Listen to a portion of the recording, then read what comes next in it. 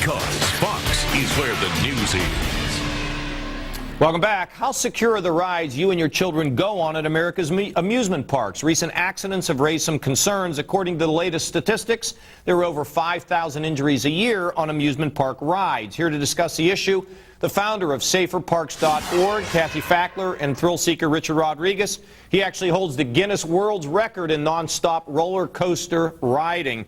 Kathy, what do we need to know? You know, I'm going to be going to a park here coming up in the next few days. What do we need to be aware of?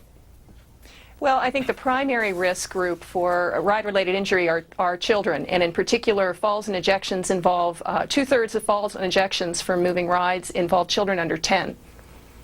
So what do we do? You know, you get into a park, so what do we got to look for?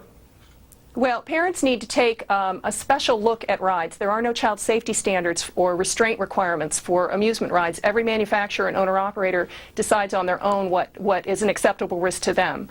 So parents need to look at the design of the ride and then look at their child. If they've got a 5-year-old or a 6-year-old, they need to look and make sure that the restraints actually fit closely against that child.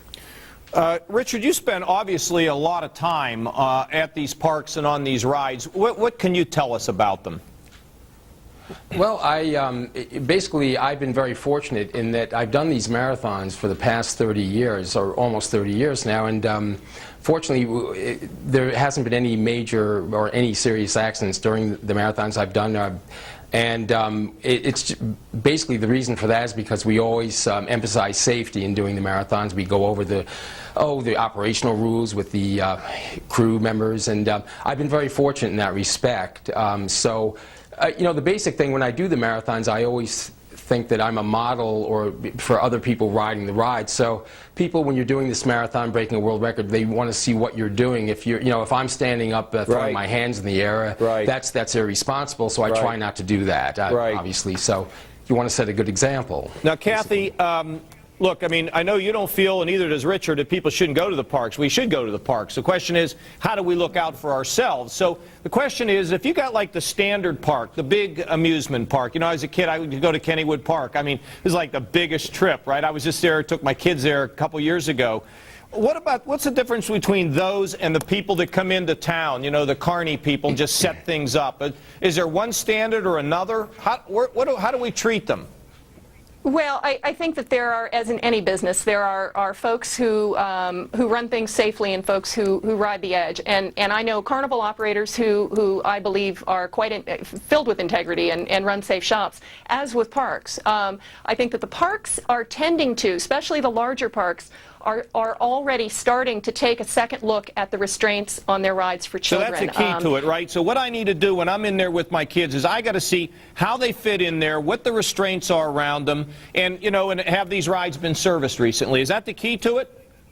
Well, yeah, I think that patrons have a limited ability to check to see, you know, how recently the rides have been serviced, but certainly never put yourself or your child on any ride that worries you for any reason. If it looks rickety, don't put your child on. Richard, do we need some basic standards in the business?